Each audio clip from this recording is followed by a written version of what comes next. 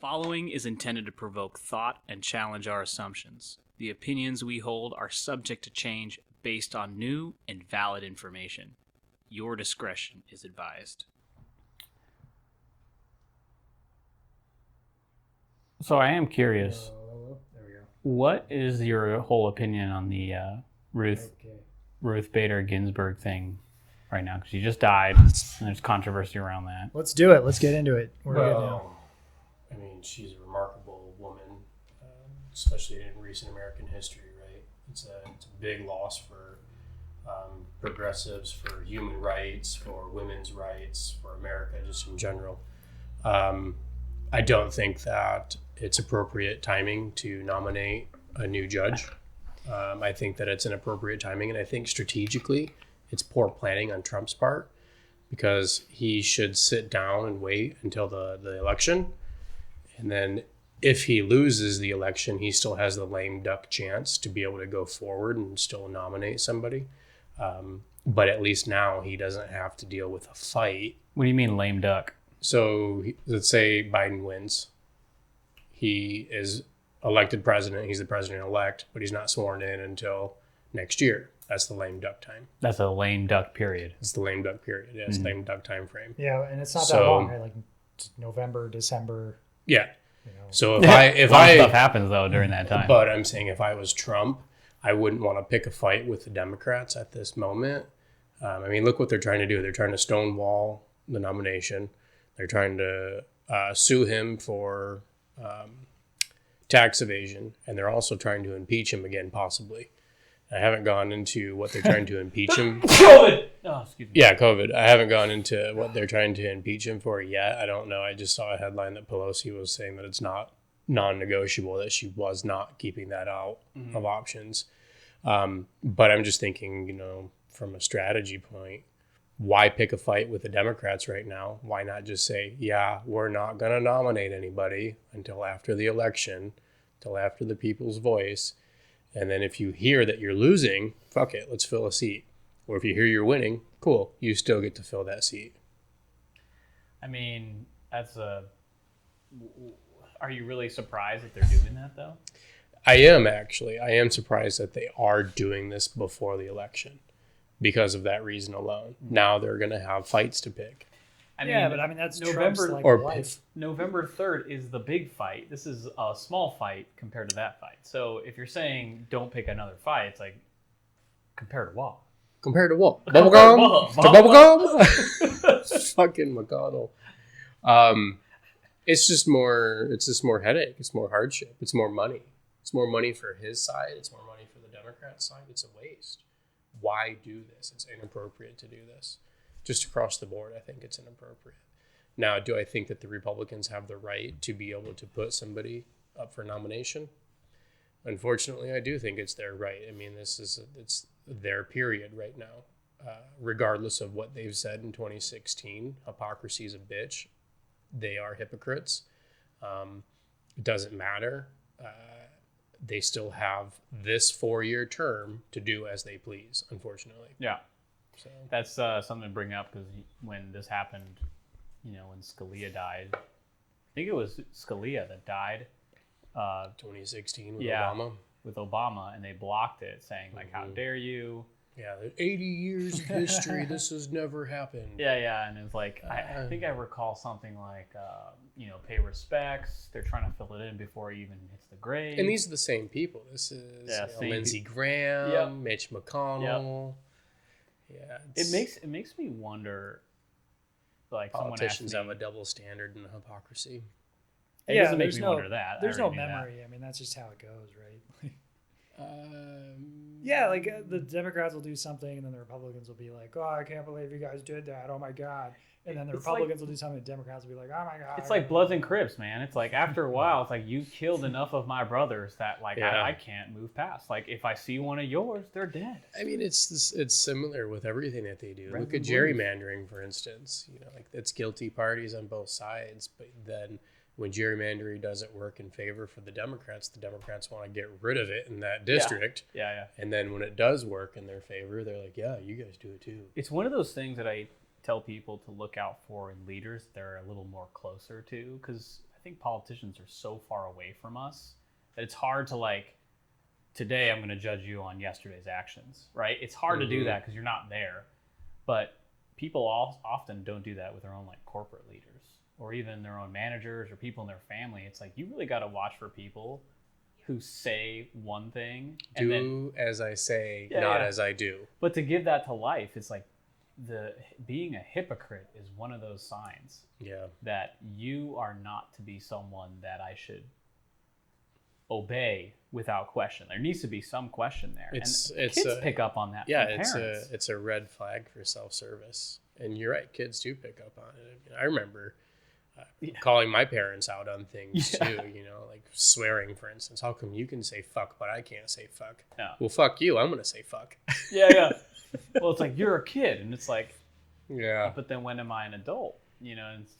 That's the question for a child. They don't understand that logic. It's just authority being passed down.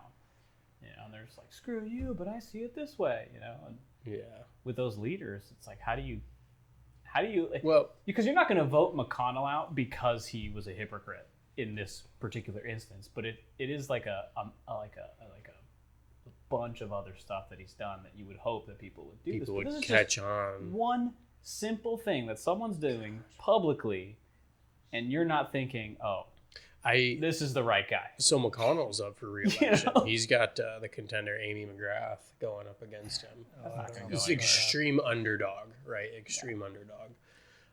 It's not going well. I think, like, depending on the poll that you read, it's within 4 points, double points. I mean, there's just all kinds of, I think, false advertisement, I'd say, that's out there right now, just to try to pressure you to donate money to one camp or the other. But the podcast that you shared with me about Mitch McConnell, Embedded, I wish that people would tune into that type of information, because what McConnell has done to have lobbyists come into government is disgusting, and that is what is a huge problem, if not the major problem for American government right now. Yeah. No way. McConnell's the guy who basically made this stuff happen. Made lobbyists come in. Yeah, he's the vanguard. McCain fought him on it. Yep. Big time. And it was like, this is wrong, so people try to think of like Republicans always sticking together. No, not the case. And that's why McCain called himself a maverick, because he went against his party on things like this. Dumb question. What is like McConnell's role? Like, what is his? He's the Senate House Speaker. He's the Senate House Majority Speaker. Yeah. He is probably one of the most powerful people. I would say he is the most powerful What person is that? in the U.S. What does right that do? Like, what does the Speaker of the House do? Do you guys know? I don't know. I mean, he's essentially the whip of the House. Yeah. So he's the leader. Yeah, he's the leader. If he's got a bill that he wants to push through, he's going to make sure that all the other senators fall in line. He's in charge of Trump the agenda. Can't necessarily do that. No. Like, McConnell and him have to work in conjunction for McConnell to bring people in line with Trump's ideas. So think of like, yes, I want to get something passed through the Senate. You got to go through McConnell. Yeah. Anybody has to go through McConnell. So you got to understand the extent of the Senate's powers. Is he the one who looks like a turtle? Yep. Yes. Yep. Okay. That's okay. Now I know who we're talking. Okay. Right. Yeah. Gotcha. Right. Speaker of the House is Nancy Pelosi. Yeah. So he's in charge of the Which Senate. is the equivalent in a sense, because she's been in the game a long time. She's been Speaker of the House. Well, she's supposed to be the balance. Spry whippersnapper. Yeah. So the two parties are supposed to work. Well, the two houses, the two branches of this three-branch government are all supposed to keep each other in checks and balances, right? Especially the president by the Senate and by the House. It's not really happening. No. It's not happened. It's been going away from that intent for a long time. And long time meaning like 20, 30 years. I think the big one was like once Reagan started shifting, everything kind of comes to a point during the Reagan presidency where things started getting like really changing in terms of how politics was done. You started seeing more of this sort of like, you had a movie star essentially become the figurehead for the United States, and using this very value-laden language like Americans believe in responsibility, and you're like, yeah, responsibility. Don't let them take away your responsibility. No, don't take away my responsibility. And then you started seeing like this rise of this sort of like tribalistic type of of politics. We've gone from a movie star to a reality TV star. Dude, it's nuts. It's nuts. These times are so unprecedented. Yeah. So back to your original question, though, about this new possibility of a justice and when this justice is going to come in. What do you think about the Senate or the House actually creating 11 judges as opposed to 9? Throughout history, we've had this kind of like up and down, 9, 7, 11. What about that? I think that's a possible option that they're going to, it's probably something that they're going to really consider. Personally, it's just, to me, it's just another one of the strikes that the red and blues have against each other. Yeah, it seems like me- it seems like it's just a way to be able to say, okay, you know what? Trump got a bunch in. How many did Trump actually get in so far? 4?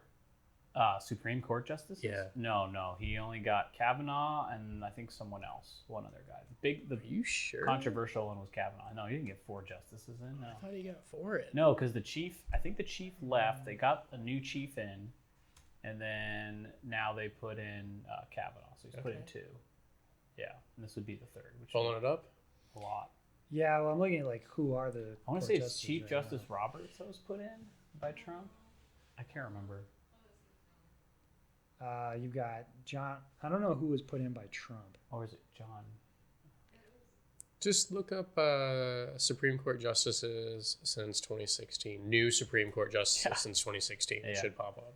Yeah, but I think it's just one of those other games, dude. It's the Yeah, same yeah, yeah. story. It's Well, the that's- same story. That's Yeah, just yeah. what I'm saying. is That's like kinda what they're it gonna is. end up. They get 9 or 11. They're gonna fill in those 2 blank seats if they create those seats. Yeah, Neil Gorsuch. that's the one. Yeah. There's Neil Gorsuch. He only put in 2. Definitely did not put in more than 2. And that's the thing too with Ruth Bader Ginsburg. They were calling on her to retire early. So that way they could fill that seat. Yeah, and she refused. Yeah. So I'm curious what Dude, she had 3 months to go. 3-4 months to go. It's like, joking, dark humor. Right. But God, But dude, 3 people. months. She was a fighter till the very end. You know that. She knew what the ramifications were upon her death, and it's frightening to And be she on your still deathbed. chose. Could you imagine being on your deathbed thinking that? That's got to be taxing on your health. I think on some level she probably didn't care. No way. She fought her entire Her life life. to like protect I'm not these saying things. I'm not saying she didn't care about like the consequences. It's like I wanted to serve. Like this is my interest, and this is what I'm going to do. I'm going to see it through the end. Because why wouldn't she have retired? People talk sense. She was a smart lady. She probably would have retired had there been another Obama type of president. Maybe. Yeah, I mean that's probably why she didn't. I mean, Mhm. she just knew that like if I step down, I'm just opening the door for this guy, and I mean obviously that goes Yeah. against the grain for everything she stood for her entire life. I mean, that's going to be the big win of this Trump presidency, and is part of Mitch McConnell's strategy, and has been for a long time. is Since to 20 fill yeah. Since every single judge with like a Republican leading judge, and Yeah. it's hard to say it's like, oh, it's Republican. It's more like you're oriented towards a certain set of values over others. So it's like you're biasing the system with people who share a common value. well, I don't think that it's a bad strategy that he's doing. I don't think that there's a I would think moral it's- issue with it because I he would. represents the group of people that he wants to represent for power, right? Sure. So I they're would think looking if out there for was their a bunch interests. of liberal ones that kept putting in liberal judges over time. I'm like, dude, you guys are screwing. Like, you got to Yeah. figure this balancing act out. You can't have everything. I mean, that's a big thing with California, dude. We have so many Democrats, and what happens is like you start not wanting to disagree with your own people because as soon as you're an outcast of your own party, you're screwed. Yeah. Like if you're already a Republican, you have your base, right? And they're going to rally around you. But if you're a Democrat on the outside of your own group and you're wonder- 60-70%, people are going to be like, dude, why aren't you playing ball? So how many people live in California? 45 million, something like that, some change. Something like that. I wonder how many registered Republicans live in California. It's a good I think it's question. going down. I don't know. Is it going down? Yeah, it's been going down steadily for years. I mean, we always go blue. Well, we always do, but I'm curious how many registered Republicans live in California, just for the mass populace. I Like, mean, what's how the many? population of Riverside? Well, like, yeah. Well, I'm curious though. Like, do we have more Republicans in California than we actually do in, say, South Carolina, Georgia, Tennessee, Mississippi? It's possible. The thing is, we're just not listening to them.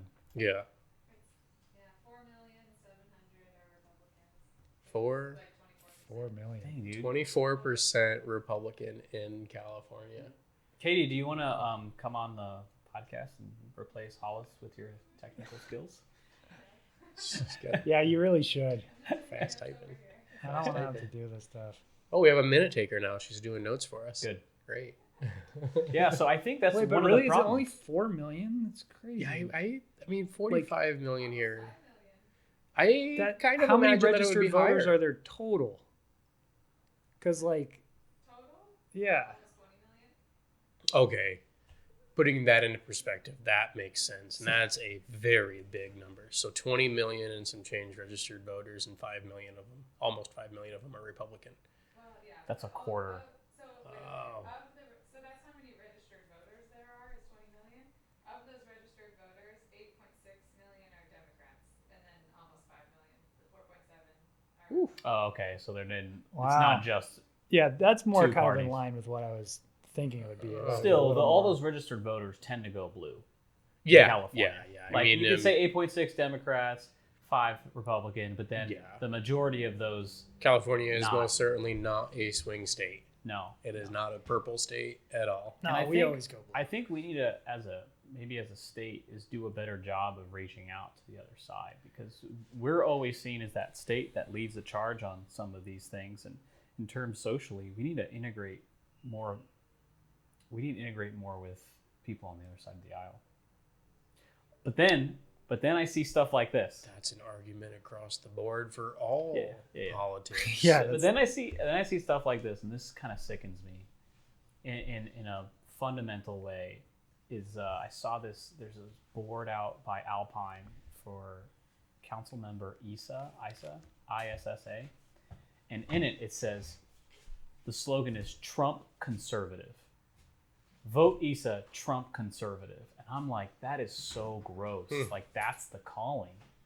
Because you're essentially saying, like, oh, I'm a Trump. Like, that's the lead in, not I hold these values. It's just like Trump guy. That's intense. Yeah. Yeah, it's funny that people are basically piggybacking off of his fame, his glory, Yeah. for lack of a better way of saying it. So I was up at San Clemente this weekend, and I was in the little neighborhoods up there. I've never seen such an opinionated neighborhood ever in my life. And I say opinionated based off of all of the council member little pennants, that they plug into their yard, little signs all over the place. Council member so-and-so, judge so-and-so, Chamber of Commerce. Like, it was just names that I'm not, obviously not familiar with because I don't know what's going on up there. We should make signs that's like just mass produced Pinkle Stinklesting. Like something like a ridiculous name. Be like, vote. Well, that's pretty much what the Libertarian guy did, who wears the boot on his head. There's a guy that wears a boot on his head. Yeah, he's running for president. Okay. The Libertarian, Yeah, under it's the not Libertarian flag. I forget his name now. That's making a I think he mockery calls of it. himself a wizard. Something like Like the that. Grand Wizard? There's good people on both sides. He has an amazing name. It's Vermin Love Supreme. Vermin Love Supreme. Yep. Yeah. Is he libertarian or is he independent? He is an American performance artist Running for president running for president. So on the California ballot. good. Libertarian, yeah. Libertarian. Yeah. Great. But he's not the main libertarian candidate. Hmm. I think it's a female. See, I think Does the boot symbolize something? Freedom. Freedom. Freedom. Expression. there's a Individuality. hair on boots. Pulling up from your bootstraps. No, I think that the big question is, as we're like seeing all these signs go up, is that really all we know is the Trump name and the Biden name. All we know is the Biden-Harris name. Most people don't know who these little tiny players are in their own local community, which is really people who make really big impactful decisions on your day-to-day life. This has to be our job, is like shining light on all these little like decisions, these little people we can elect who can actually make a big difference. Yeah, That's good. That's a good we comment. have people on the ballot now that are up for election, and can you tell me any of their names? I cannot know. Yeah, Scotty, off the top of your head, right?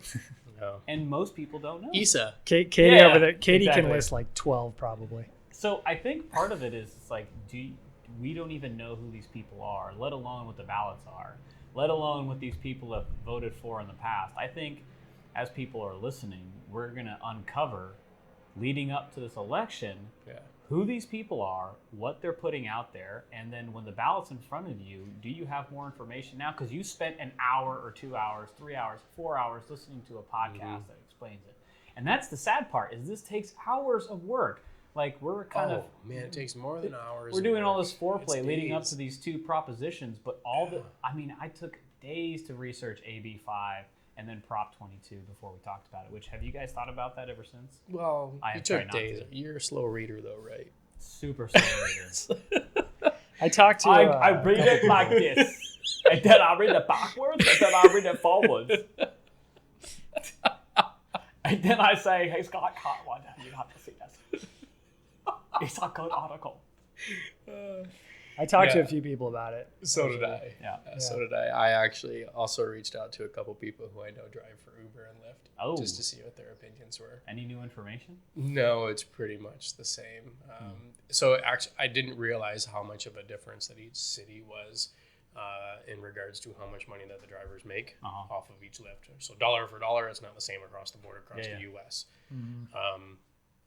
But overwhelmingly, Uber and Lyft get the profits. So my question to these drivers were, are you in favor of becoming an employee, or are you in favor of staying at the status quo of being a contractor? And because these people are all pretty similar, they all have jobs, some of them are in school. But speaking of, do remember that they're not just staying status quo, they're also getting extra stuff from the bill.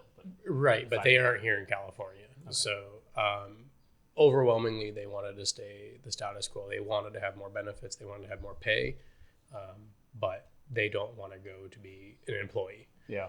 And there's going to be some things that obviously we discussed last week that are concerns. Car insurance is one that we talked about. So I guess my point, to recap last week a little bit, we have this proposal that's out there that's either going to turn the Uber drivers, Lyft drivers, these gimmick drivers into either an employee with some benefits or pay them more and give them some perks. Yeah. And in short, it doesn't really give an option to the drivers. It forces them in a situation that they may not be ready to adapt to. Yeah. That's going to be an interesting one. And we're going to see if they lose that ballot, what Uber and Lyft are going to do to change the way that they do. I mean, dude, it's going to suck if our costs go up as a consumer. Well, because it's so cheap right now you know to take what, a though? Lyft out. I'm okay if it goes up a little bit, just not back to like yellow cab territory. You know, honestly, Those were expensive. So man. this is So where long I'm as at, more though. of it's going to the driver. I thought about this more, and what's going to happen if Uber and Lyft leave? Does this open up the floor for more public transportation? Like, I lived in Chicago, where we have the elevated train system, CTA, and it's incredible. Like, I loved it. I didn't have a vehicle. It was great. I loved my commute. I loved people watching. It was a lot of fun for me to do this.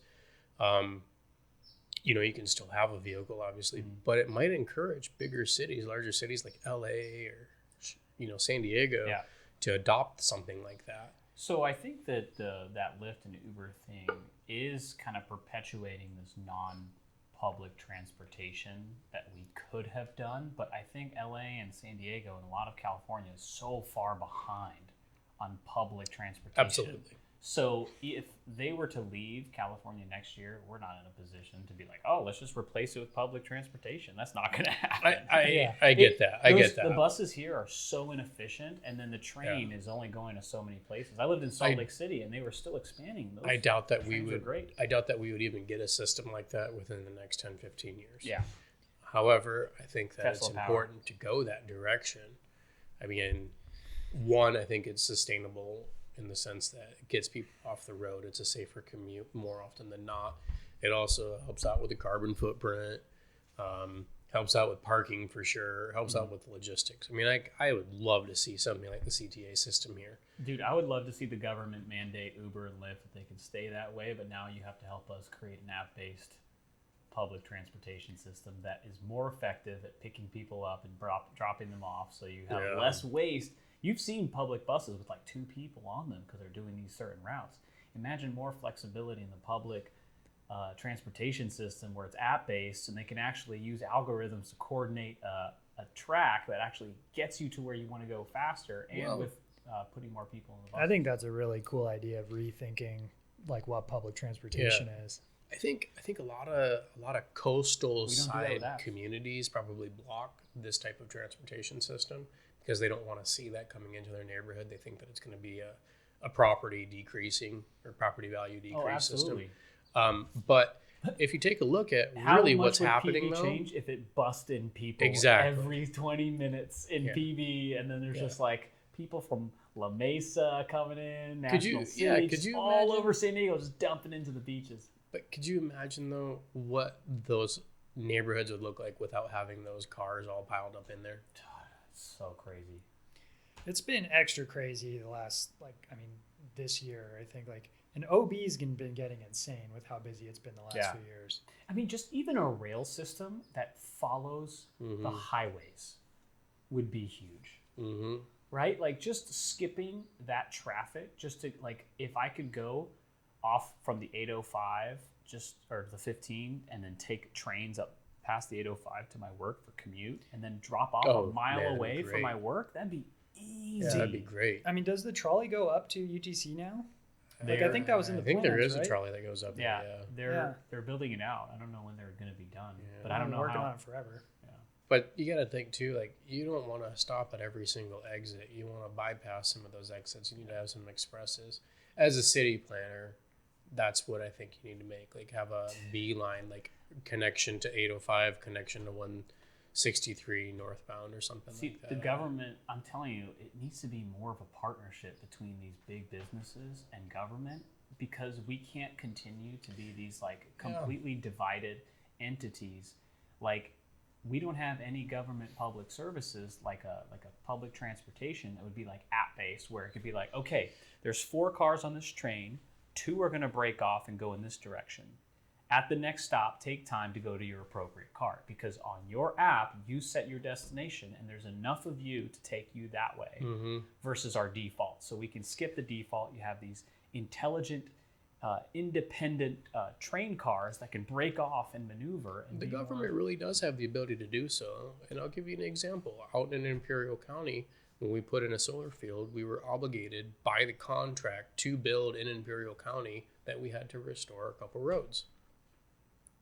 Same concept. Mm-hmm. Yeah, well, in the technology you're talking about, Sinan, when that's really going to hit is when driverless cars become real.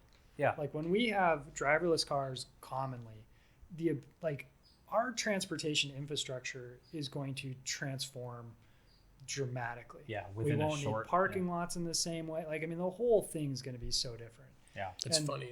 The idea of trains like that, where you could just hop into a public city car and just tell it where you want to go, and it'll just drop you off, and then it just now you don't have buses, you just have 1,000 of these electric cars just or they're crawling around. picking electric everybody up. buses that work in a similar fashion. Maybe they hold 10 people, right? And they're smaller and more efficient, and they're electric. Yeah, there's a lot of once you go driverless, the ways to approach this issue are just there's so many more options. A shared Uber driver rolling around in a bus just picking up people. You can plug in on your app that you're okay sharing a ride with somebody. Why not do the same thing with a trolley? That's another feature that I feel like Uber and Lyft don't get enough credit for, is getting shared rides. Before, in a taxi, you had to be oh, do you want to share? It had to be a negotiation between people, as opposed to I just want to save some money. Yeah. Which, even though you're just trying to save money, it's great for commuting purposes, because you're not using as much waste just to take you one place to another. Think about this. Why not have a trolley system similar to an Uber operating based system? where you have a trolley, that hits one of these carpool locations off of the, Yep. We'll say the 163 somewhere, and then they zip on down to OB, or they zip on down to Imperial or wherever. Like a big totally. actual trolley. Yeah, I mean, if You could should group do this, people Hollis. together. Oh, I should do this. You should do this. Yeah, I'll get right on top of it. Yeah. I'm gonna remake Uber, but make it better. Yeah, we're gonna. Who's call with it, me? Bloober. We're gonna call it Super. Just sloop you around. I only need $400 billion. Yeah. Somebody help me. That's the only thing, is that I'm always gonna be for businesses that are trying to do good in the community, but I also believe that when you're coming to a reckoning with a business, let's say like AB5 is like a reckoning coming to a business, I would prefer to give an opportunity to cooperate before saying this is my decision. You know what I'm saying? Like, I do that in my social relationships too. I'd rather give you an opportunity to make things right than to be like, you've fucked up now. Well, you didn't know I was evaluating you, but now you know. I feel that like all ththese companies that are skirting around AB5, they've had the opportunity to make right for all of like the law being in place. Like they've like so the people I spoke to about AB5, Okay. they're just trying to game it. Like they're a small business. They have I have to be careful. With your taxes? Yeah, I have to be careful because, and he's like, all right, so I just want to make sure that, he's got like one employee, and that one employee is, he treats him as a contractor, and that's that. But like by all the like stipulations, he's not really a contractor. Mm-hmm. And that's what like so many people are doing. So and for that's why it was for passed. the example, you're talking about like the digital imaging type of employee. Well, yeah, I mean that's just another example. I mean this was actually more in like the trades. Okay. But I also think that there's a big difference, and we talked about this before, of people like those graphic designers, marketers who are already being told, show up here, be here at this time, do this, versus someone at Uber who's like, hey man, it's like 1 a.m. I'm awake. bored. I can't sleep. I'm gonna go roll. I'm gonna go. You know what I mean? As opposed to being in it. Do you know if you're less than full time? Like if you're driving 20 hours a week or less, like can you be a contractor for them? Probably not, huh? You'd probably I think under this you'd have to be an employee. I think under the ABC test, you still like Yeah, how much time isn't as relevant as I think it was like, is this part of their normal operation or not? Yeah. And obviously, but so if they were an employee, why do they have to be an employee that works designated amounts of time?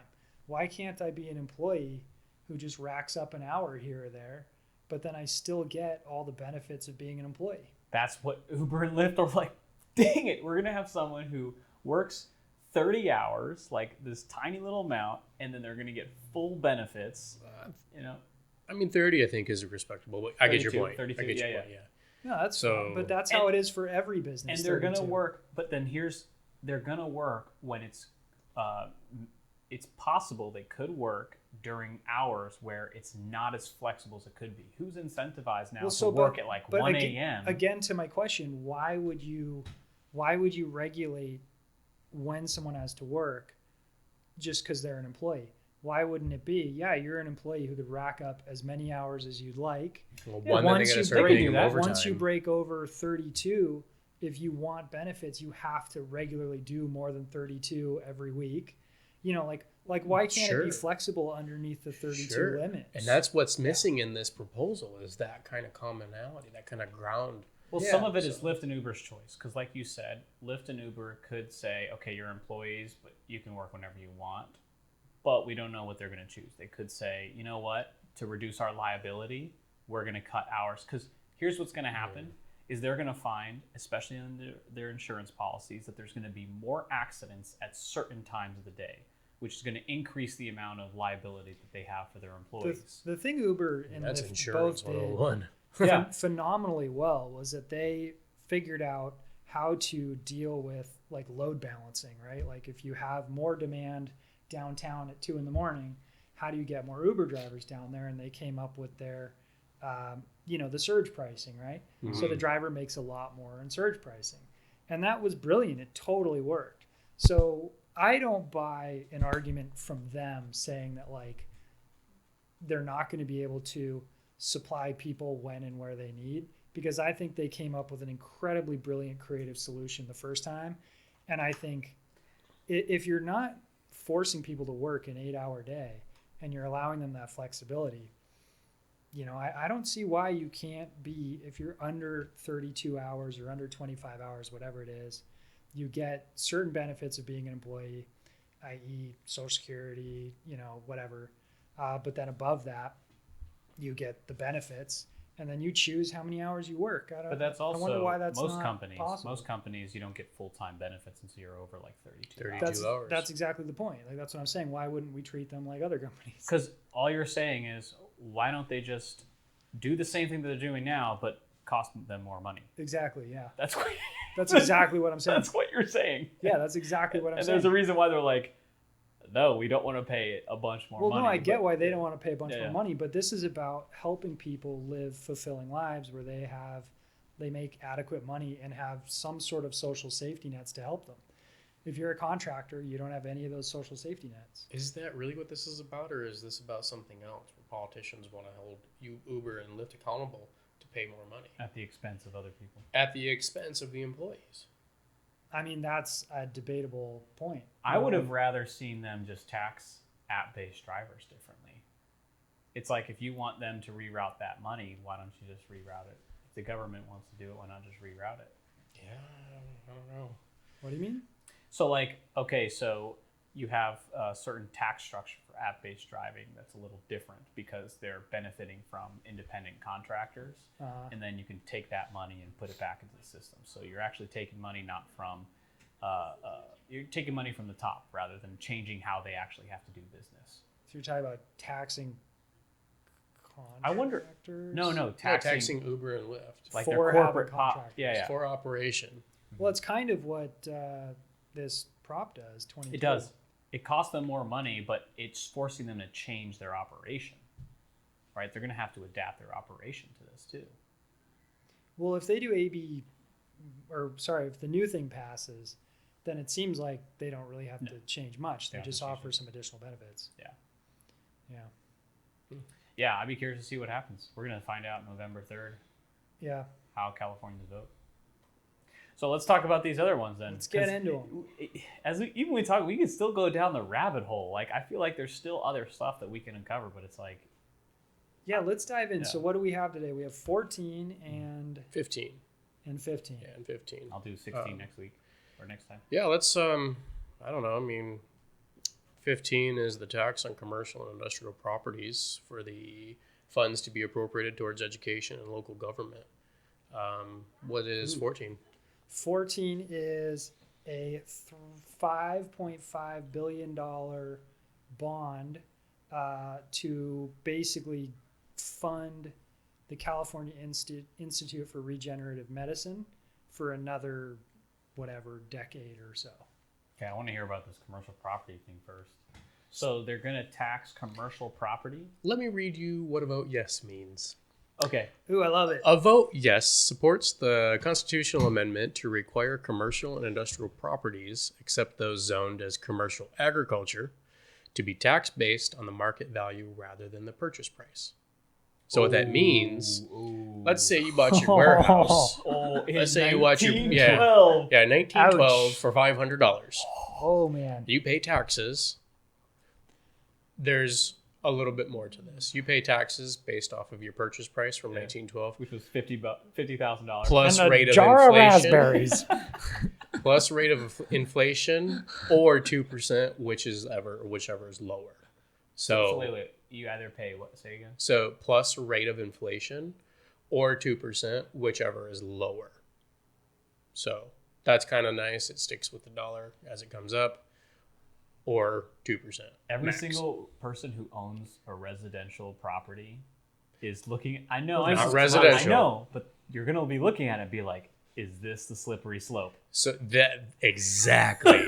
So I rented a house from an individual who bought his house in like 78 or something like that. Yeah. And he still pays property taxes from 78 with, something similar to this, a rate of inflation with 2%. I have the Now, winning next story door on that. to us, next door to where I used to live, a young family bought their house of equal square footage, equal value.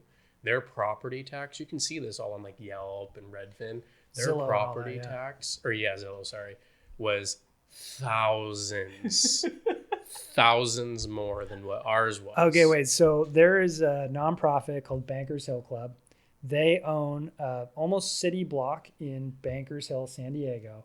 That The hot spot. It is a great location. Hot spot. View of the airport and downtown. It's incredible.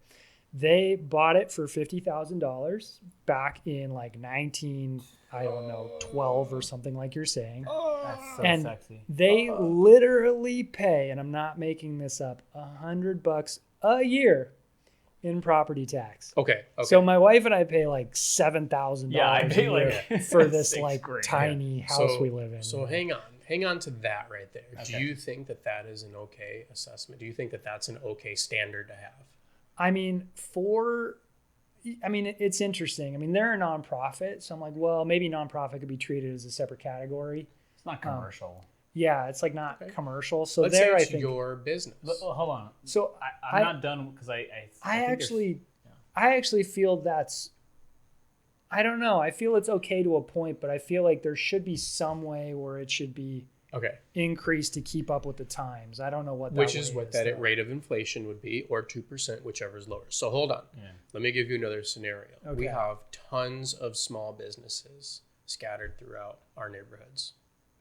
Those small businesses, there are some stipulations to this proposal. So for instance, a small business is identified, and we'll get into that in a little bit, Stan. where they have exemption. Gotcha. So some small businesses are for sure going to be impacted by this, like our definition loosely, as we call it now. So this proposition will rewrite what a small business is, which is also another scary thought. What? So before we go into that, wait. yeah, So before wait, we go into that, You're voting on something that changes the definition of something that you're not aware. Yes. And is that Yes. clear in the bill? no. Oh my god. Yeah, there's actually things to think about in these things. Oh Yes. my God. Yeah, there's sneaky things in Getting these hot bills. like I got diarrhea or something. Jesus Christ. So if you are for this type of standard, so a vote yes to change this is what this is saying. If you vote yes for this bill, you're going to take those businesses that qualify under this and you're going to force them to now pay current market value for that piece of property. Okay. So you own a hardware store, Yeah. we'll say right on the coast. You've been there for 75 years. Yeah. OB. Yeah. You've been there for 75 years. You paid $50 for your piece of land. Yeah. We'll say $10,000 for your piece of land. Your property tax is $500 a year. Now you have to pay market value of what that business was. And you're You're going to crush that business. And market value for that is, I mean, Yeah. it's just out of the question. You're talking Okay. about tens of thousands of dollars. Okay. Yeah, it's So- just never going to work. So where I'm Let's- at right now, what you're saying, I still have questions that I need answered because Yeah. I could be okay with it because I have some scenarios I want to paint, but I want to hear the rest of this. Yeah. Okay. So what is the example of a small business? That's the first one that comes to my mind, right? Okay. There is a dollar amount. Where is it at? I have it in my notes, and it's been over a week since I've looked at my notes. I apologize for you're not giving being me- completely prepared for this. So you're giving me the definition of what a small business will be? Under this proposal, yes. So Well, one of the things that I'm questioning as you're figuring out what that is, one of the things that I'm asking is this an opportunity to get rid of shitty businesses that are just holding their property because they can, as opposed to letting someone with new money come in and help pump like newer stuff into the building? For example, on 30th and El Cajon, I'm curious what's going on with this building. 30th and El Cajon, hot spot, right? That's dead center North Park. Yeah, I know that part, that building you're talking Not about. El Cajon, University. There's Okay. also the thrift store, which Okay. is gross and has that bus stop right there. But on University, across the street from Encontro, which is a pop-in bar, there's this huge shop that looks like an old convenience store next to another shitty convenience store. Yeah, right next to the bank. Yeah. How is someone not like, dude, I want to freaking develop that thing? That is like so many people are there to go in there, reconstruct, do development. I'm wondering if the property owner is just holding. And it makes me wonder how many other shitty businesses are holding because it costs them almost nothing to stay in operation. And they can afford to have crappy transactions throughout the year, tax write-off, they have this great property, and eventually someone's going to pay buku bucks as opposed to, dude, force these people out. Some businesses need to go away and make room for the new. So that's where I'm kind of like, okay. So here's what this is what the caveat is for what a small business actually is considered. Okay. Businesses that own less than $3 million in assets. So if you are appraised, if your building is appraised in OB, 2 blocks away from the water, okay, your building is probably more than $3 million in today's assets, right? Yeah. So if it's less than $3 million, you're a small business. Also, if you have less than 50 employees, you're a small business. that's assuming you own the property.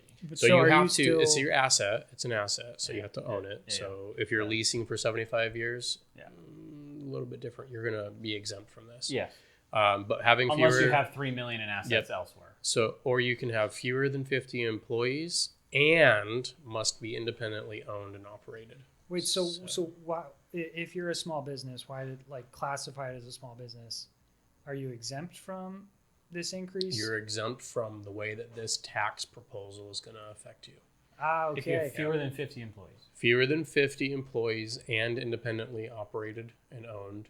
And less than 3 Less million. than 3 Less million. than 3 million. In So assets. if you have more than 3 million in assets, you're not a small business. Yeah. And that means that if your property, let's say you have 2 people working the shop and your property is worth more than $3 million, you're going to get hit. Yeah. So let's say you own a 3 million's a surfboard. lot. Yeah. No, 3 it's million's a not. lot. 3 million's a lot. 3 million's not a lot when you look at actual property values in California. though. Most people who run small shops in a place like that, they just rent the space. What if I had a business in my apartment, right? Let's say I own my apartment. My apartment being an OB. It's the size of this kitchen, but I own a small business. I'm operating, let's say, I don't know, I'm making fucking stickers and sending them out. Now, my sticker company, being that it's in that apartment, which is probably more than 1 million, what if it was a nicer apartment that wasn't, dilapidated and falling down? Yeah. That's a $3 million apartment easily. I don't know. I think it's going to be tough to hit that 3 million threshold, even if you're renting an apartment. Like the houses in OB, like if you have a $3 million house in OB or property, you're probably doing pretty well in other places of life. Like, you know what I'm saying? Like that's a hard number to hit. Do you deserve to be taxed by this new code? Well, I think It makes sense that you have to exempt these small businesses from this because this proposal, because it would absolutely crush. The example of a hardware store, there's no way some little hardware store is going to be able to make their new property tax if they're in Manhattan Beach or something. Okay. It's just out of the question. We can agree that this is going to crush some small businesses. Can we agree? If they don't fit that exemption. But I do think that $3 million threshold does draw a decent line of separating. You have to update it. See, I very much disagree with that. Well, give us some examples.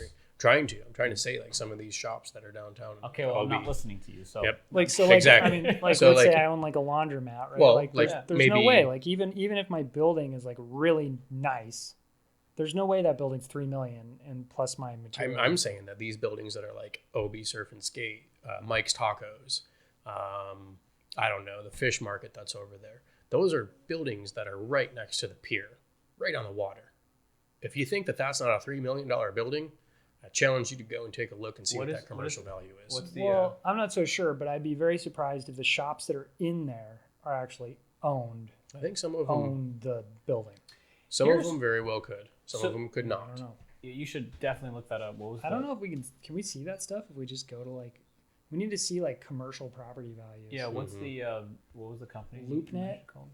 I mentioned a couple: Obi Surf and Skate, Mike's Tacos. Yeah, I'd be curious if they even own the properties. Here's who I think is going to get Yeah, I hit. don't know. Okay, so if they don't, somebody does, and somebody's running a business that has assets over that. But I'm also not sure I really agree with this law at all in the first place. Like I kind of like the way it's set up where I buy in at a certain price, I pay property tax at that price. Like I It's think part of the that's privilege of buying something, right? Yeah, That's that's a kinda like- commercial property, well, because different than residential. because like Katie and I, right? So let's say we bought. So let's just take it and imagine it was residential. So like we buy our house and then and we buy what we can afford, and then 10 years later, our neighborhood's gone like crazy, and it's like all these like rich people move in, and all of a sudden our house is worth twice as much, and now we're paying twice as much property tax that we can't afford. You like, get pressed Well, out. you know, you gotta get the riffraff out of the neighborhood. Yeah, so. you get pressed out, and like so that I don't really agree with that. I think Yeah. part of what you're looking to create in stimulating businesses is some form of predictable stability. And so if you're gonna pin somebody's property tax to a market value, you know, you're adding in just this wild card, and it's going to be that much harder. Whereas if you know, hey, look, I could buy that building, and I could open up my little surf shop. So let me ask you this: and I can handle the costs that I have. if you're a business operating in a different state and you see this law, do you want to come here? Is that a red flag to come here? I mean, again, that's assuming that you need property. Yeah, I mean most assuming that you little need to buy the stores property. don't. I own mean, property. regardless of what your business is, this is a straightforward tax on property ownership. So yes, So if you want to own, most if you want to own properties- commercial property, industrial property, you are an operating business in South or in California. Yeah, You see this law. Do you think that this is something that you should adhere to? Do you think that this is something that should be written into law? The way I'm hearing it is I can't accept the resident argument because it's not a resident tax. We can speculate if that's a move to the. It's going to happen, which I would be very much against. It's a for red the flag same to reason, that. Yeah, but let's that take that Hollis off the said, table. so That's not a part yeah. of this bill. because it's Yeah. because they're not doing residents. but I see it the same way, even if it's a commercial building that I buy. You know, but I anyway, go ahead. agree. I see So- this the same way. Okay, so the people who are going to get hit by this are definitely LLCs that own rental properties that are worth tons of money that they are paying. Let's say they bought it in the 70s. So you have these shitty, like you walk by them all the time. They're shitty apartment complexes that probably are raking in fuck tons of money. You're talking in so I was walking here on Adams near Kensington, right before you cross the bridge. There is a huge property right across the street from a park. That property has got to be worth pushing $3 million alone. It's probably got 8 to 10 units. Each one has to be pulling in $14 to maybe $2,000 a month. It's in Normal Heights, great area. They're gonna get hit. They're gonna get hit, but It's putting pressure on a bad company. it's putting pressure on companies that have these huge, cheap types of spots where they're going to be like, oh, now I have to fix stuff. Does that make this right? Does that make this bill right? No, they don't have to fix it. They don't have to do anything. Yeah, they don't have There's to do no anything. standards to do anything. All they have to do is pay taxes. They have to pay more taxes. I think they have to pay their fair share in taxes because they're making so much more incremental money. They're benefiting from the prices in rent going up. Meanwhile, they're not having to pay the extra rent increase the people are that are going there. So their fair share in taxes. The amendment to Proposition 13 from 1978, that's what this is essentially doing. This is an amendment to that. Okay. This is going to make them pay market value today. Is that fair? I think if you are in a commercial rental, and you're charging people exorbitant amounts of money for dirt trash living. My buddy is paying $1,400 for a dirt trash spot in North Park. Dirt trash. That property is going to be well worth over $1 million.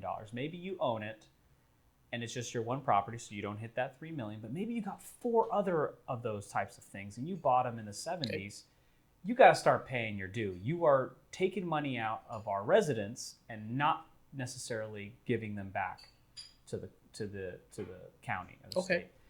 So, we have that standard that you that philosophy that you believe in, that ideal, Yeah. and you have yours. Well- Let me tell you where the money is going to go. Okay. Can I add one more thing That's to this? that's though? a big question. Sure. I mean, the other piece of this is if you look at like who typically owns properties, it's giant property conglomerates Mm-hmm. that own like just a lot of land. They own, like Irvine Company that owns like a ton of skyscrapers and stuff. Yeah. Oh, So Tesla, Amazon, we'll say, Vans, we'll say any of these large companies that have large warehouses outside of like Menifee or wherever, Yeah, these are businesses that are going to be impacted. Energy is going to be impacted.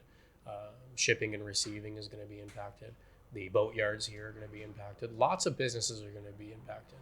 Lots of areas of the economy are going to be impacted. Here's what I don't like, though, now that you keep mentioning it, is what I don't like is over time when you bought that building, say you bought it in 2009, say you're going to buy it now, you recognize if you bought it today, I'm always going to be paying more money forever. At market value. And it's unpredictable, right? Like Mhm. you don't know. And that's a huge issue because you could easily find yourself underwater if a neighborhood, climbs really fast. Yep. Yeah. So in 2009, you didn't know. You had no idea that a law like this was going to come in and impact your business. Make Yeah, pay you more made later. 30-year projection, and Mhm. you're like, okay, this is the tax that we're going to Yep. pay. That's going to mess a lot. I would think that they need to have some extra wiggle room in there, but I mean, the prop's already there. I would love to have heard, okay, we're going to give you an incentive, and you're going to pay market value with a 5, 10, 20% discount depending on X circumstances. That would have to me been like, okay, we're recognizing this is a little hard on you. This hits all Yeah. businesses Yeah. that are not exempt. I also, again, like those businesses that are on like North Park and these Mhm. huge places that clearly have a lot of money that they could be, paying back, or they're just holding because they can, because it's so dirt cheap. I want to get those businesses out of there. I think that that's and a good. also keep in mind that businesses that will have replace that $3 million cap really does change it though, because because it makes it so that if I did have like a little shoe store that I just wanted to pop up somewhere, right? Like Your building's not worth it's $3 million. it's the same. Well, you don't even own the building; you just have a little shoe store, Yeah. and so That's part of the you know, problem. yeah. So then you just rent But- your space, and then the building owner probably owns 4 or 5 properties. But I think what And this is so- going to do is this is going to create an issue for some of those small businesses that are worth almost The $3 million or building more. Owner's going to Those pass businesses on. are going to close, and now these larger real estate companies, these commercial real estate companies, are going to come in there and take that over. What I I don't know if see, they're going to close. The building I do- owner's I going think to that that's pass gonna on some of happen. those costs to the renter. They're definitely going to raise rent in areas just I mean, to make their numbers. but I don't know if Lighthouse Ice Cream in OB is owned properly or privately or not. I don't know. So let's just say hypothetically they are. Okay. Awesome little business, tons of customers all the time, but they're making pennies, right? They're making just ice cream sandwiches and snow cones and shit. So they're not bringing in millions of dollars a year. Low margin. But let's say that their building, which I'm positive is worth more than $3 million, let's say that they own that and they've been there for years. Let's say they've been there since 65, something like that. Mm-hmm. Now they get hit with this new tax. This is going to drive their overhead up, right? This is going to be like a $12,000 a year or more increase. Yeah, it would force them to shut down their little ice cream place and either figure out how to make that thing way more profitable, Boom. or just Dude, sell it. why should they be forced to do that? I think the $3 million threshold is too low. I think it's going to impact some small businesses that don't need to be impacted. So here's an option. Could you not section off your property and sell parts of it so the portion that you own is actually smaller? Because if you have this, The building is like this size of the room. What are they going to section off? yeah, I'm just trying to think, like if you're a building owner, then you're going to have to start thinking, okay, if I own the building, maybe I can downsize to a more affordable operation. Because essentially what you're saying is that they're what they're pulling in doesn't Okay. justify a $3 million property. It just doesn't. What they're pulling in is not justifying. But that doesn't mean it's Sitting not a on $3 great million. and not a great I think a small community mom- benefit, yeah, right? I agree. Like, I think a But small that's the mom and thing. pop place, That's true. $3 million, They didn't buy that property in 1965 at $3 million. They bought it at $35,000. Whatever the and they prices definitely were. couldn't afford it now at $3 million. And they definitely couldn't afford it now at $3 million. But what they're doing now is still running a kick-ass business. They're busy. They're making profits. They are employing people. It's a great place. It's family fun. So I would need to see a tally on the estimated $3 million types of businesses that would get hit by this, right? So it's like what businesses actually own assets in the $3 million plus range that have fewer than 50 employees? Because I think if you have fewer than 50 employees and you have huge amounts of assets, like any business that's around $3 million probably significantly has less than 50 employees. Sure. That's not I would be willing to say that a business. That's a lot of employees. 50 people is a lot. It really that's a lot is. of Yeah, it really is. Okay, so let's take a look at another group who this would be impacted by. Your Amazons, your techs, or your Teslas, those types of people. Those types of That's a forever going up corporations. cost. So, Amazon, right? Tesla, they're leaving. They're thinking about leaving California. They own millions of dollars in real estate across California. Amazon is putting a huge warehouse in San South Diego. South San Diego, yeah. Huge warehouse. It's Biggest one in California, right? I think period that they're doing. So maybe they would think twice about doing that if they know that they're going to have to continually pay market value and taxes for the next 20, 30, 40 lifetime. I think what they're going to pay in taxes on that and what they're going to benefit from is so marginal. I think a company like Amazon is literally like, I just took a piss and I still made more money. Like, I think maybe they're still going to be crushing money. Maybe some of these other companies though are not. Maybe your it's possible. SAICs, your CACIs, your know Northrop Grumman's, military contractor companies. I think the companies that are going to get hurt by this is the guy who bought his building in the 50s, who owned like a big plant or a big manufacturing, or he's doing something large, and over the years he hasn't kept it up. He's not producing what he was 50 years ago. He's like, shoot, my property is low. I can still pull in $15,000, $20,000. That person, that business owner, they're going to get hurt. Con Edison, energy. That's who's getting the power from the desert and sucking it on over to LA and San Diego, these larger cities, selling it to SDG&E, which I'm not positive SDG&E is not a private company. I don't think that they're actually a government company. Wait, so government this entity. bill affects small business owners? This bill affects non-small business owners. So I gave you the definition of what a small business owner was, and we looked at that, and I think that that's a murky line. This is for all commercial property. So this is industrial and commercial property, yes. So I'm SDG&E. Except for those zoned as commercial agriculture. Yeah. Right. So farmers aren't going to be impacted, essentially.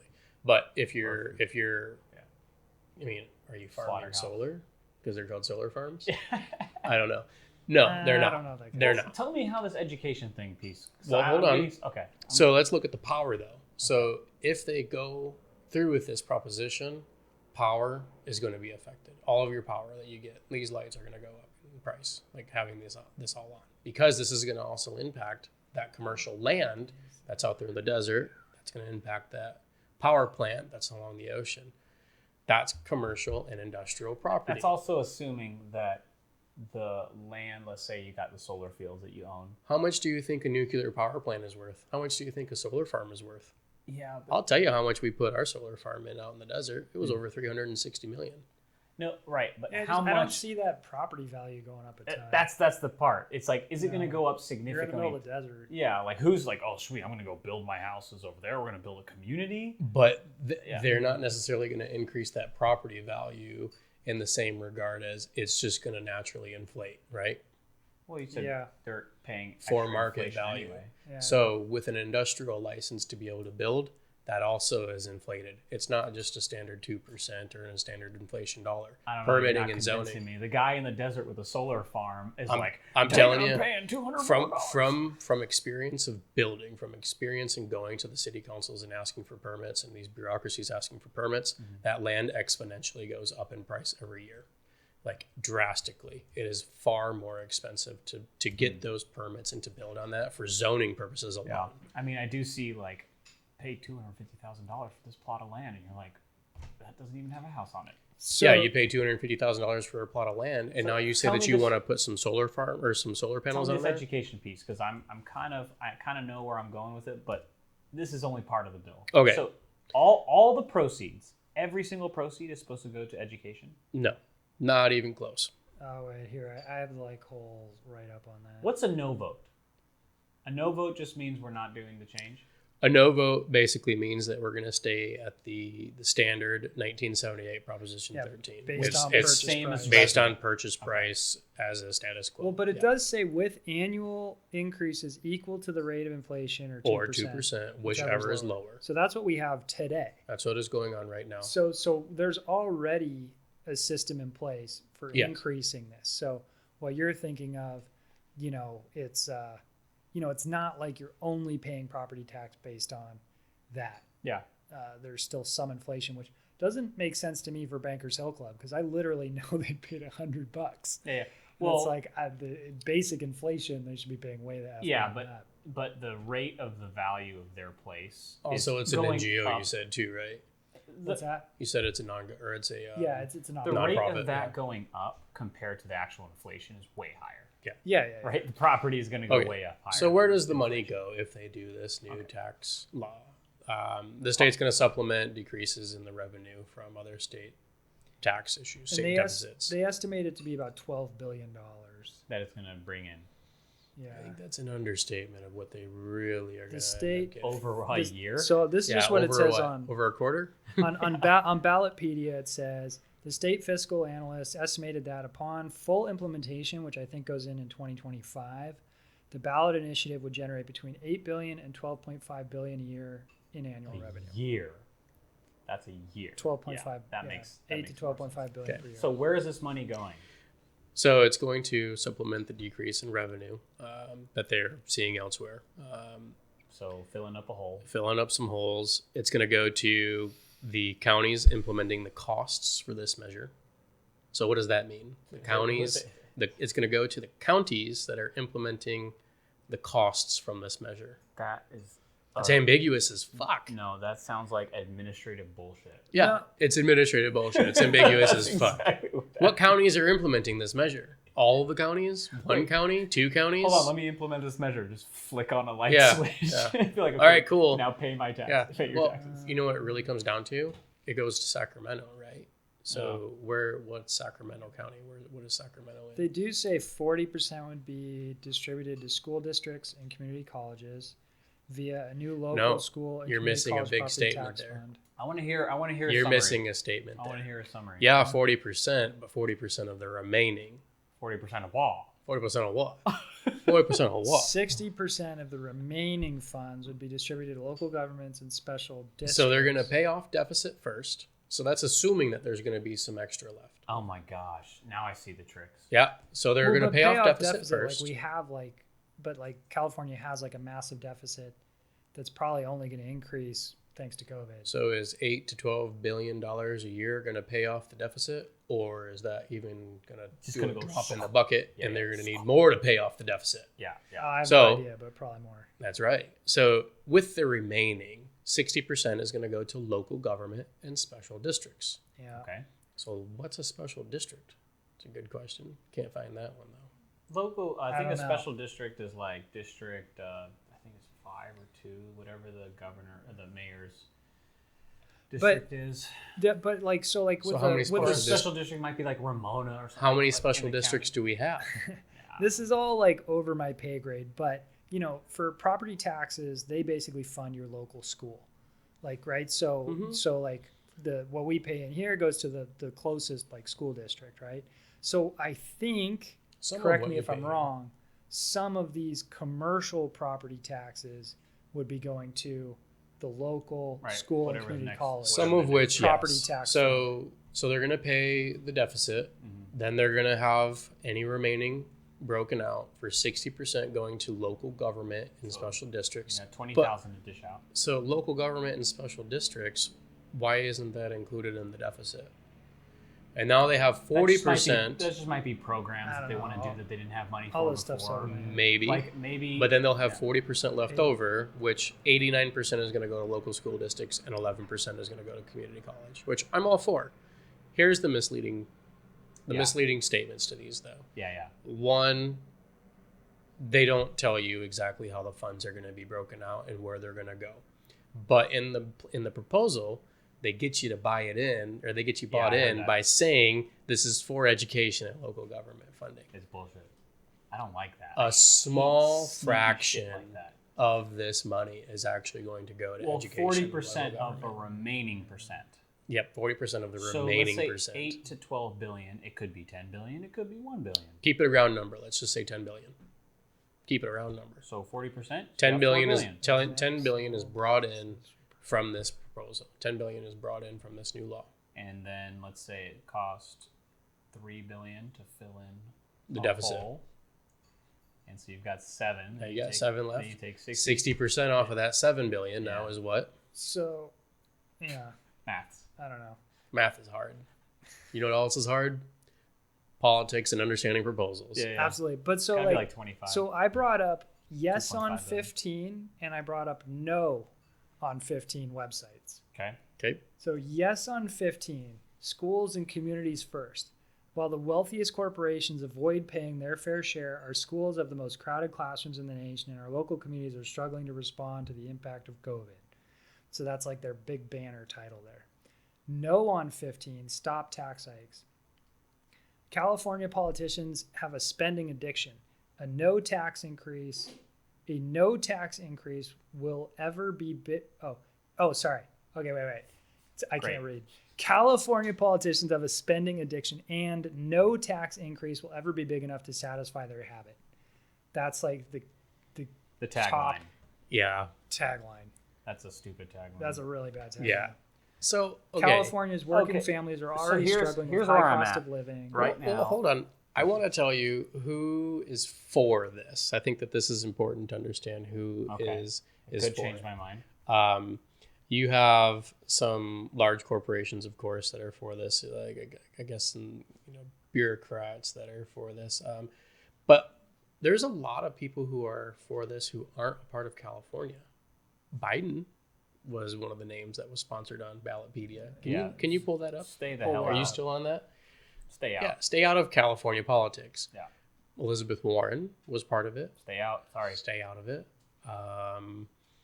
Who opposes it? You have some pretty big ones who oppose it, and that's the Grocers Association, Small Businesses Association, Federation of Independent Businesses, California Restaurant Association, Western Manufacturing of Houses and Communities Association. Hold on. So a grocery store that's a single outlet is definitely going to hit the 3 million mark.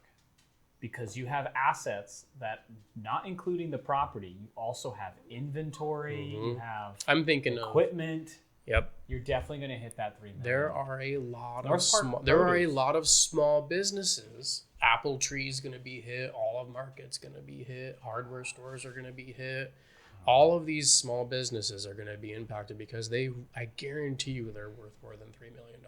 Yeah.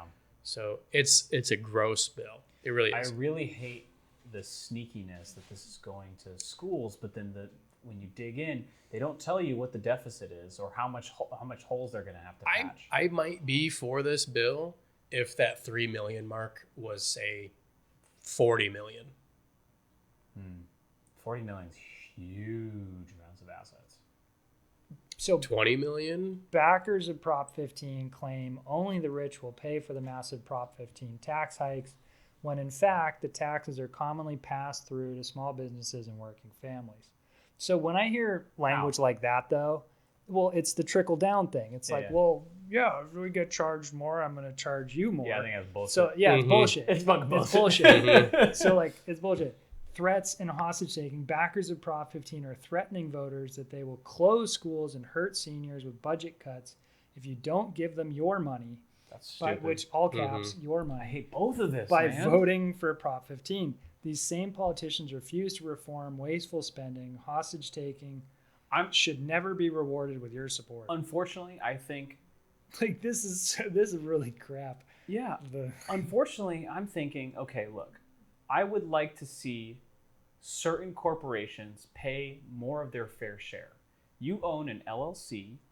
You're taking advantage of people who live here. You don't even live in the state. You have How a does bunch this- of complexes. how does You're- this cut and you small keep- business taxes? I think there's a You $500,000 keep increasing exemption. rents on people, and they're bringing you $40,000 cash flow every month. The big businesses like the Teslas, the Amazons, the Chevrons, those larger companies, those larger businesses that are operating here, I think that they should pay more. I would agree with that. So that one still might be going, but we don't know. But these small companies, like that grocery store that's in OB, like Olive Market, like Olive Tree, like Yeah. all those small ones, no, they should. Will you guys help me understand what this means? Just 10% of California's most expensive non-residential commercial properties account for 92% of Prop 15's loophole closing revenues. Say it one more time. 10%. I missed 10 the first part. Just 10% of California's most expensive non-residential commercial properties account for 92% of Prop 15's loophole closing revenues. I like that. Now break down the 10% further. Hold on. Don't break down that 10% further. Well, unless you're looking at the plateau of that 10%. So they're how much saying- does that 10% actually own? What's the average that 10% actually owns? It's going to be above 20 million. Oh yeah, for sure. Like, I mean, Then why are we going after 3 million? yeah, I don't know. I mean, I think you make a good point. Maybe that floor should be higher. But think about it this way. So if only 10% of all businesses account for what? 92% of the law? 92% of what they think they're going to bring of in. Prop 15's loophole closing revenues. So yeah, meaning the income they think they're going to make, it literally 92% of that income is going to come just from 10% of these So commercial They properties. need to go after the 10%, not the 90% that's with that. But that makes sense because you want to reduce your scope. You don't want to AB5, you shoot a freaking arrow and hit everybody when you were trying to get one guy, right? Like you just create a bunch of casualties. Yeah. So they're shrinking the margins. I would wonder per million that goes up, does that margin get smaller? So here's what I'm liking so far. Let me sum up where I'm at. Because Yeah, I'm going to read some more of these bullet points. I too. came into this 100% not knowing what the bill was about until you proposed this. Me Sure. too. So where I'm at is here's what I like. What I like is that there's this opportunity to get certain unscrupulous people who have been benefiting from rising market prices to pay a fair share. So I like that. What I don't like, and I want more questions answered around that, like who's actually paying that. So that's where I'm at with that position. There was my caveat for that position. So the other stuff, I'm like, I find a way to resolve it. But I'd like to hear, okay, what are those businesses actually like?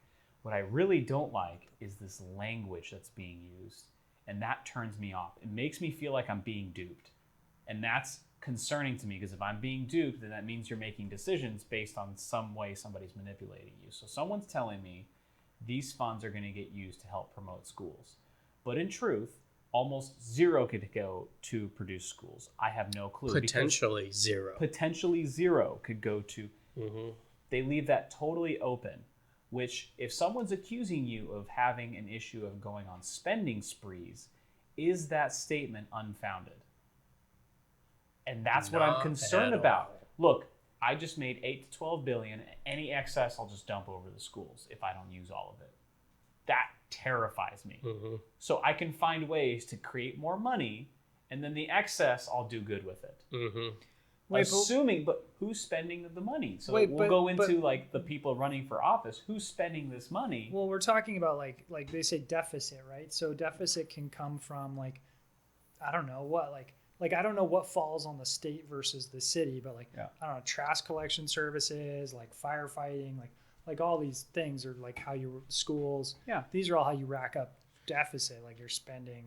Well, you could also do it through failed programs. You could do it. You could Sure, do it failed through a programs, shell whatever. program. You could be a corrupt politician who says, "Well, we need to write a check to this company over here for this program." Well, unbeknownst to the taxpayer, that company Or is the actually program something, sometimes. or the program, is something that politician owns, and you're actually giving him the money or her the money. So, corruption aside, sometimes there's initiatives that create new programs just to see what happens. and sometimes those don't work out. Sure. So you're $2 million or $3 million or $5 million into a 5-year contract. You find out it doesn't pan out, and you're out a bunch of money. So you lose $5 million there. Another program works. So there's that way too. Aside from corruption, there's just good intentions that don't work Yeah. as well. So I think in that's summary sketchy where I'm at, language. That's yeah, sketchy in language. summary where I'm at with this, I think that one, this is going to hurt small businesses. What my definition of a small business is, inadvertently. Two, there's not clear lines on where the money is actually going for me to want to support this. And three, the potentiality for $0 to actually go to the prime location that it spells it out in the actual proposal. There's a potential of $0 going. That is frightening to me. That is attacking people's values, attacking people's good intentions, and I think it's sneaky. I think it's conniving. To me, it's summed up because I think we're saying the same thing. So it's whether or not you value having corporations pay their fair share. Well, versus do you value making sure that money gets directed in good ways? I think that there's also a fourth subject for this too. Like, do you think that corporations should have their fair share in taxes? But I think that this is also going to push some businesses out of here. So do I want to see jobs leave California because of this? Because they can't afford the property taxes or don't want to deal with the property taxes anymore? Maybe this is the straw that breaks the camel's back, like the Daily Wire. Yeah, Scott, I think you make a really good point on the $3 million. Like, I do think that you could make that number higher. Yeah. And, I think they need to and still get the 10 to 12 billion. Yeah. I would want to see 10% or like 5% of businesses, and that makes 99% of the money. Like, if you can narrow that margin even further, 10% is pretty large. Yeah. So that's that's a significant Well, I mean, number. I think all that quote's really pointing out is just like how lopsided it is. Like, there's 10% of these property owners that are accounting for 92% of like all of this tax. I agree. Mm-hmm. I want to slim it a little further because I think you want to get focused first, and if it makes sense, then you expand the program. Yeah, like the people that get hit by this are like Irvine Company, like these giant, they own like 40 buildings and stuff. More people than Irvine Company are going to get hit by this right now. So I'm at with this right now, I'm a no for Prop 15. But also, Irvine Company is crushing it with commercial. Not during COVID times. Oh, I don't care about them at all. They're so rich, they're made of money. Yeah, they're made of money. COVID time is really tough for a lot of these real estate, commercial real estate make companies. them pay. Yeah, for sure. I'm a yes on this one. I think I value having these companies pay more than I do making sure this money goes to a good use. I don't want to see small businesses get hurt. That's the main reason why I'm saying no. I think what we're missing in terms of information is what small businesses would be a casualty to this, because that would change my perspective. But we don't have that. I don't know if you read anything about this. So, and this is like really, have you guys ever seen like a presidential debate where like one person just says like, we're going to turn it green. And then the other person says, no, they're not going to turn it green. They're going to turn it red. And then like, I'm going to turn it green. And then they just say the opposite the other person said. Like, that's, they're like, no, you didn't. Yes, I did. And it's like, well, where does the truth lie? Well, and so like when you read these two websites too, like this one, the yes for it says it cuts small business taxes because there is a $500,000 exemption on assets held by small businesses. $500,000 isn't that much for a lot of businesses. Yeah. And again, I'm taking into consideration like the grocery stores, the breweries. Yeah. So wait, you the could bars. deduct five. So if you're at like 3.2 million, you could deduct 500,000. But I don't know. Like I don't understand. $500,000 is a significant amount of money to deduct. $500,000 is a significant amount of money to deduct if you are a business that operates with those types of assets, that small of an asset amount. However, I think that there is a large amount of businesses that exceed 3 million that really aren't that small in California standards. $3 million in assets here is not the same as $3 million in assets in Iowa. Up to 5. How much would that ratio shrink? Like now you're only hitting 5% of businesses, 8%, 9%. I really don't know. That's a good question. I don't know. But I think that like if you look at like modern times brewery, I think that Modern Times has more in assets just because they own Yeah. one building downtown. Yeah, I think that they own that Modern Brewery. I'm sure. So a place like that. Yeah, Modern Time probably has 3 million assets. Probably. Now I'm a little concerned about this 8% that it says 92 accounts for 92 of the money brought in, 92% of the money brought in. Bump that up to 25 million. Bump that up to 25 million. You still get your 92% almost.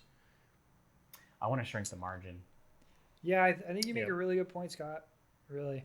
Yeah, But this is when a I- tough one. This is a tough 3 one. million Yeah. is going to impact a ton of businesses. Yeah, when I read when I do read the no for on prophecy. Sounds skeevy. Oh, it's so just Yeah. let the rich people be rich. Well, Yeah, and we'll there's- give you a little bit. Yeah. There's a quote too. Otherwise, I'll give you nothing. There's Yeah, a quote it's too. just I oh. should have wrote this guy down. He said something along the lines of, "This is going to impact agriculture." I'm like, no, it's not going to impact agriculture because it spells it out pretty clearly that it excludes agriculture. Yeah. Yeah, and there's so Like, much and then it's stuff like misinformation that, like about all this stuff. Republican who's putting it out there to say no to this.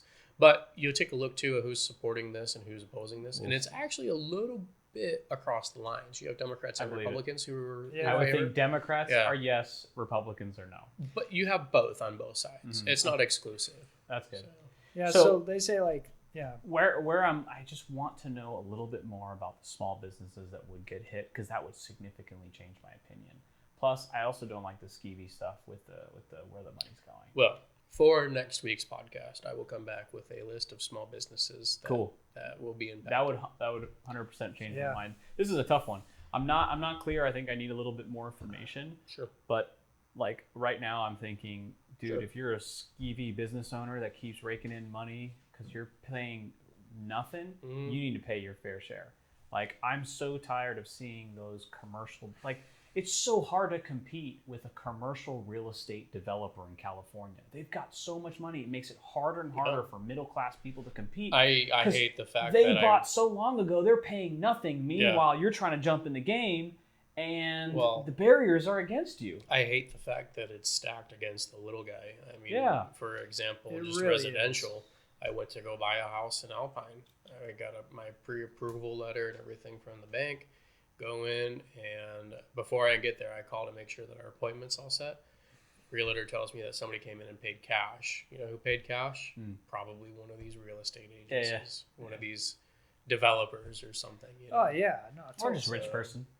Could be a rich Just person, be a rich absolutely. person. Alpine's not really like a huge development area. Yeah, But still, a lot of money flows in. I think I gotta join Sinan on this one. I think we gotta tax these guys.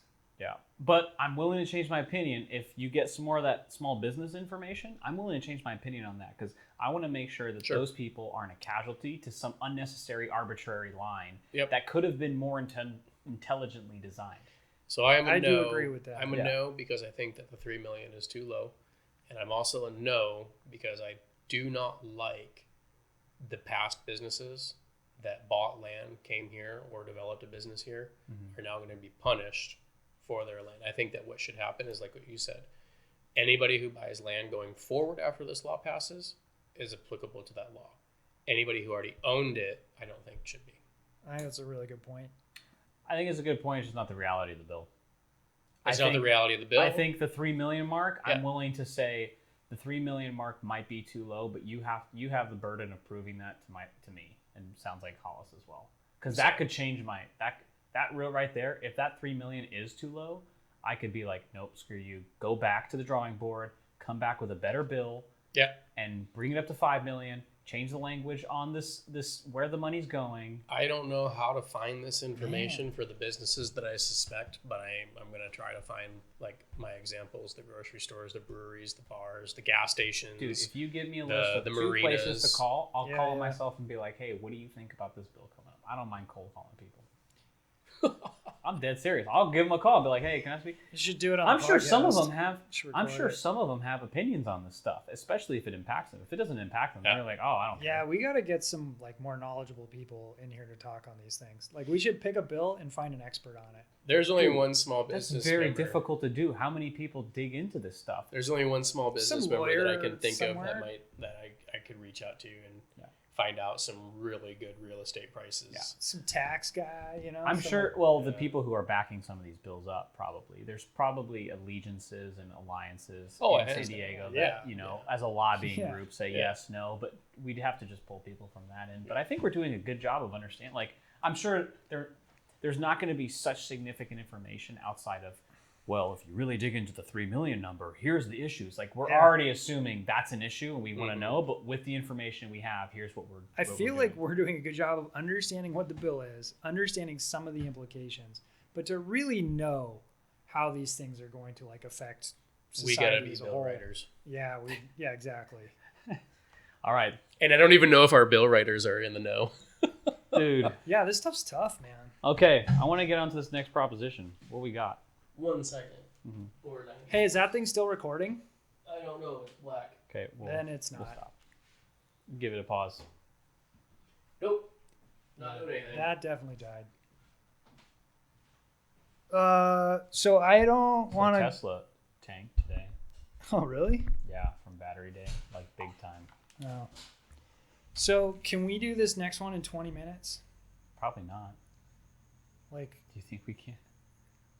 I mean, I don't know. It depends, but like, I don't want to like spend the whole night doing this. Mm-hmm. So I'd like to wrap it up at 8 o'clock. 8 o'clock. Yeah, which is 20 minutes from now. Yeah, I think that's why we got to start earlier. Yeah, we don't even have both cameras anymore either. Well, I think the cameras are just for the first part. Okay. Kind of just like get some juicy little lines. We can try. I think so far it's been taking a little while. But we need to get these done. I mean, like Scott's leaving, you're leaving. We're not going to have a podcast going. November 3rd is coming up. Yeah. Are we going to even get this done? It sounds like we probably need to meet again this week and probably a couple times a week. I think we need to do, like, I agree with you. We need to be like faster with the like getting going. Mm-hmm. And then I also think we should stick to the topics. Like we spent like 30 to 40 minutes kind of bullshitting about like, Ginsburg and stuff. But we also have to lube up the conversation. From the past, it Yeah. seems like our conversations get a lot better when we get going on something. Yeah. Hands down. Like the stuff that we've done before where we just jump in, it's trash for like the first 10, 15 minutes. Yeah. Okay, I'm going to do a new recording for this next one. Okay. Prop 14, and let's just start it fresh because we don't have cameras anymore. Yeah. So let's just do